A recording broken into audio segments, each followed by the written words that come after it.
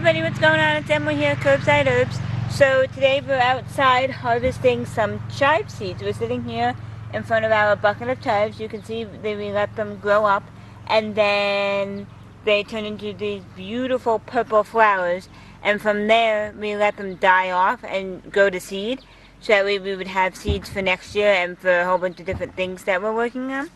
So I will show you what a chive seed looks like. You can see I already have a couple here in my little container. Those black things right down there, those are all chive seeds. They're pretty small.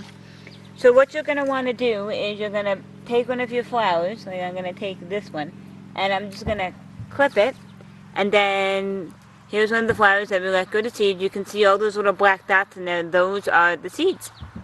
So there's two different methods that I like to use to get the seeds out. I like to use the patting method, where you gently take the tip here of your flower and gently tap it, and a lot of times the seeds will fall out.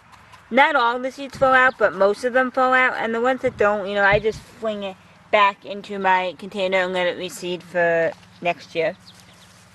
And then another method you could do is you take your flower and then you could put it in a container with a couple of them, like usually you have a bunch here, and you just lightly swirl it around and shake it, but not too hard where stuff comes flying out, and just swirl it around and shake it.